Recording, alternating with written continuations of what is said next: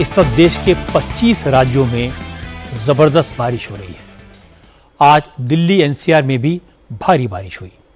इससे दिल्ली के लोगों को उमस भरी गर्मी से राहत तो मिली, लेकिन वाटर लॉगिंग की वजह से मुसीबतों का सामना भी करना पड़ा। दिल्ली के संगम विहार और सुभाष रोड जैसे इलाकों में 3-3 फीट पानी भर गया। स्कूल बसें और गाड़ियां बारिश के पानी में फंस गईं। Lutyens Delhi, Mathura road, Connaught Place, Bhairon Marg और आईटीयू के आसपास लोग कई घंटों तक जाम से जूझते रहे। खराब मौसम की वजह से 3 फ्लाइट्स प्रभावित हुई, 15 फ्लाइट्स को डाइवर्ट करना पड़ा, 250 से ज़्यादा फ्लाइट्स लेट हो गई। गुरुग्राम के हालात इतने ख़राब हो गए, सोना रोड पर पानी भरने की वजह से 4 से 5 किलोमीटर लंबा ट्रैफिक जाम लग गया।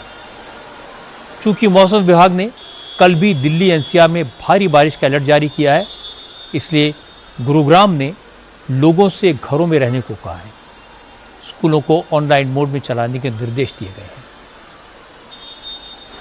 दिल्ली के अलावा बिहार, उत्तर प्रदेश, मध्य प्रदेश और महाराष्ट्र के कई इलाकों में भारी बारिश लगातार हो रही है।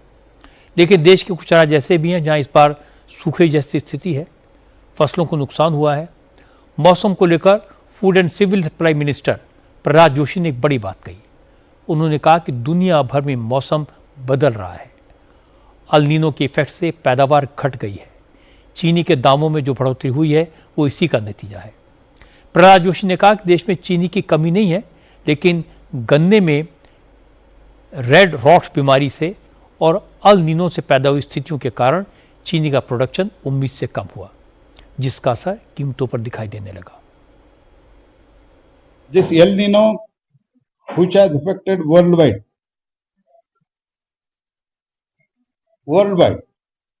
that it has shown its effect, and also war. Except this, entire 12 years of Modi government, in spite of the COVID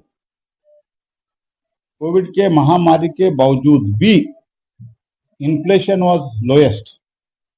Sugar, see, because of the red rotten disease, which was very unexpected, and also El Nino, not only in India, in the entire world, the overall agricultural production has come down.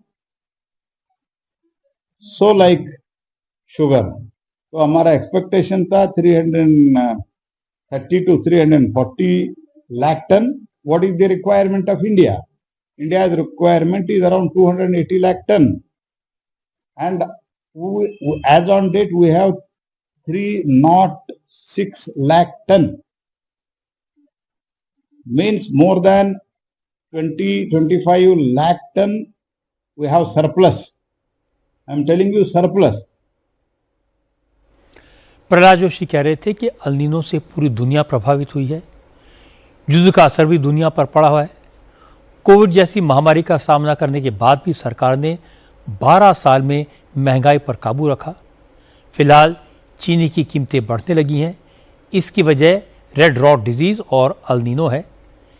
इसकी वजह से सिर्फ भारत में नहीं, पूरी दुनिया में agriculture production कम हुआ है और चीनी उत्पादन पर भी इसका असर पड़ा है। भारत में चीनी की ज़रूरत करीब 280 लाख टन है, जबकि हमारे पास 25 लाख टन सरप्लस चीनी स्टॉक में है। वजह कोई भी हो, चीनी का उत्पादन इस बार कम हुआ है। चीनी के दाम बढ़े हैं, त्यौहार आने वाले हैं, लोगों को परेशानी होगी, इसीलिए चीनी इंपोर्ट करके कीमतें काबू में लाने की कोशिश की जा रही है।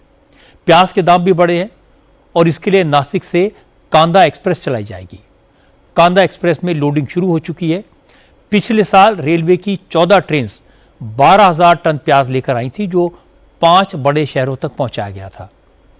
इस बार 86 ट्रेन चलेंगी। वो 88,000 टन प्याज लेकर आएंगी, जिसे 16 बड़े बड़े शहरों तक पहुंचाया जाएगा।